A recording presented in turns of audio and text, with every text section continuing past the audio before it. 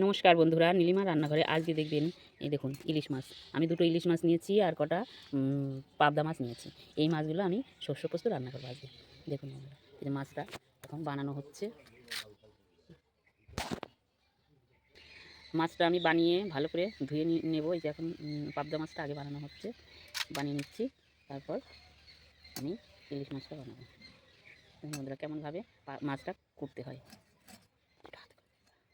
দেখুন বন্ধুরা, এই যে এইভাবে মাছটা ভালো করে কেটে নিয়ে তারপর ভালো করে ধুতে হবে। দেখুন বন্ধুরা, মাছের এই পাবদা মাছের দুই সাইডে কাটা আছে, সেই কাটাগুলো ফেলে দিতে হবে। ঠোঁটটা কেটে মাছের মুখের ভেতরে যে কানকোগুলো থাকে, কানকোটা মানে ধরে টান দিলে ওর ভেতরে যে নাড়িভুড়িগুলো থাকে সেগুলো বেরিয়ে যায়। দেখুন বন্ধুরা, মাছের কাটাটা দুই সাইড থেকে কেটে তারপর ওই মুখটা কেটে কানকোটা বের করলেই নাড়িভুড়িটা বেরিয়ে যাবে। দেখুন বন্ধুরা, পাবদা মাছগুলো বানানো হয়ে গেছে। আপনারা দেখুন, এবার আমি ধুয়ে নেব। ইলিশ মাছটা কাটা হচ্ছে। দেখুন ইলিশ মাছটা কীভাবে কাটে। কানকোটা ফেলে, পাখনাগুলো ফেলে দিয়ে তারপর ভেতরের কানকোগুলো ফেলে দিয়ে পুলকাগুলো ফেলে দিলে দেখুন বন্ধুরা, মাছের আঁশ ছাড়ানো হচ্ছে। মাছের আঁশ কীভাবে ছাড়ায় দেখুন। মাছের আঁশটা এইভাবে বটি দিয়ে ছিলে মাছের আঁশটা ছাড়াতে। দেখুন বন্ধুরা, মাছের মুড়োটা কাটা হচ্ছে। মুড়োটা কাটা হয়ে গেলে এবার মাছের পিসগুলো করে নেওয়া হচ্ছে। মাছের পিসগুলো এবার বানিয়ে নেওয়া হচ্ছে। দেখুন,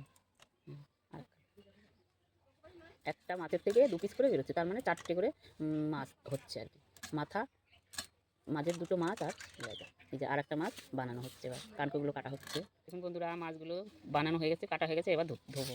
এবার মাছগুলো ভালো করে ধুয়ে নেওয়া হচ্ছে। ভালো করে অনেক কয়েকবার জল পাল্টে পাল্টে মাছগুলো ধুয়ে নিই। দেখুন বন্ধুরা, মাছগুলো এই পাবদা মাছগুলো আমার ধোয়া হয়ে গেছে। ইলিশ মাছগুলো ভালো করে একটু আঁশ থাকলে পরিষ্কার করে ফেলে ভালো করে ধুয়ে নিই। দেখুন বন্ধুরা, আমার মাছ ধোয়া হয়ে গেছে।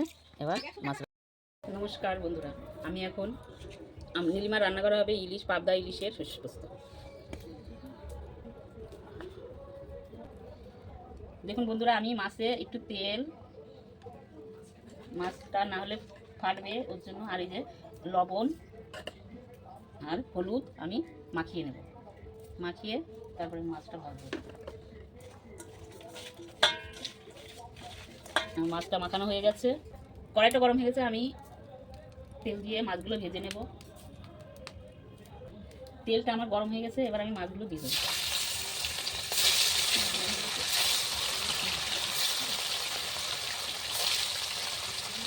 মাছগুলো দিয়ে মাছগুলো ভেজে নেব। আমি বেশি মাছ ভাজবো না, হালকা ভাজবো। মাছগুলো আমার একটু হয়ে গেছে, আমি আর একটু ভেজে নেব।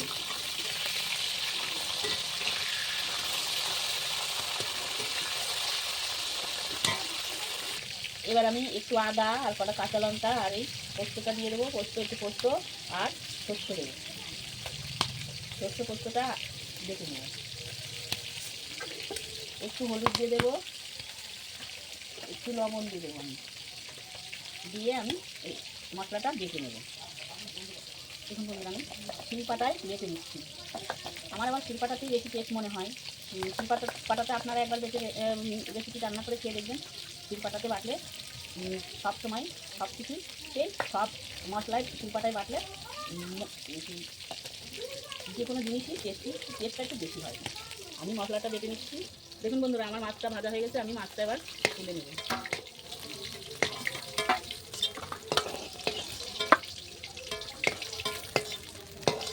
মাছটা আমার ভাজা হয়ে গেছে, আমি তুলে নিলাম।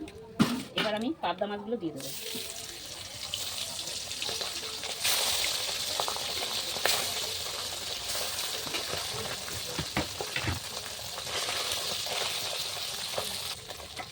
আমার এক পিঠ হয়ে গেছে, আমি আর একটু তুলতে দেবো।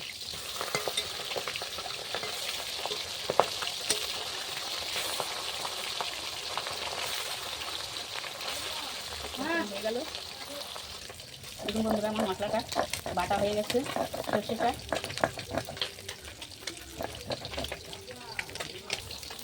দেখুন বন্ধুরা, আমার মাছটা ভাজা হয়ে গেছে। আমি এবার এই মাছগুলো তুলে নেব।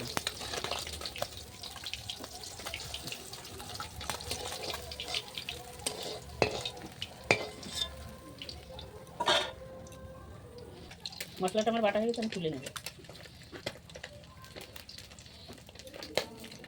ওই তেলের মধ্যে আমি তেল দেবো না, একটু সাদা জিরে দিয়ে দেবো আর দুটো শুকনো লঙ্কা আর দুটো তেজপাতা।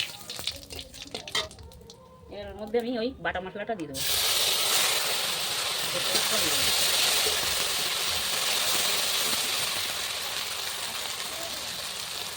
এর মধ্যে আমি বাটি ধরে জলটা দিয়ে দেবো, দিয়ে এর মধ্যে আমি কিছু গুঁড়ো মশলা অ্যাড করবো।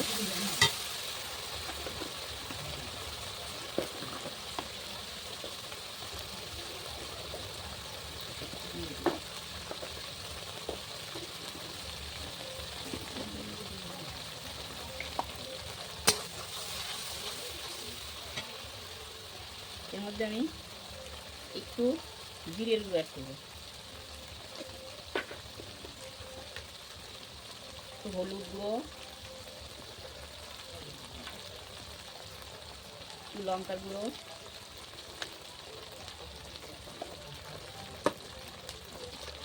আর স্বাদ মতো লবণ।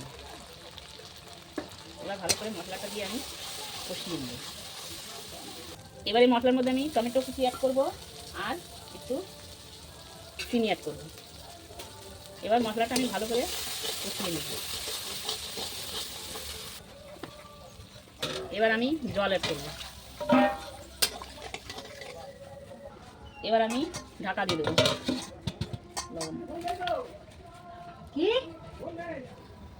আমার এইটা ফুটে গেছে, এবার মাছগুলো দিয়ে দেবো।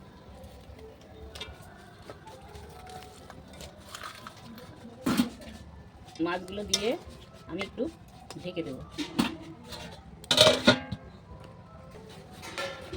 এবার আমি ঢাকনাটা খুলে অনেকটা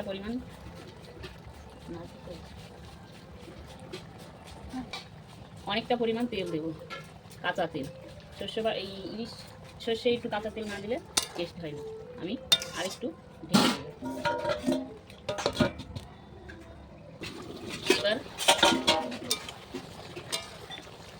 এবার আমি নামিয়ে ফেলবো।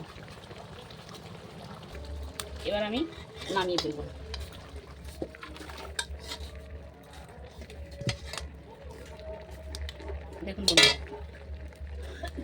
এই যে আমার সর্ষে ইলিশ, পাবদা সর্ষে ইলিশ আপনারা দেখুন। আর আপনাদের যদি এই রেসিপিটা ভালো লেগে থাকে আমাকে লাইক কমেন্ট, প্রচুর পরিমাণে লাইক কমেন্ট শেয়ার করবেন। আপনারা বাড়িতে একবার ট্রাই করে দেখুন। দেখ তো কেমন হয়েছে, একটু টেস্ট করে দেখ তো বোন, এনে একটু চেক করে দেখ কেমন হয়েছে।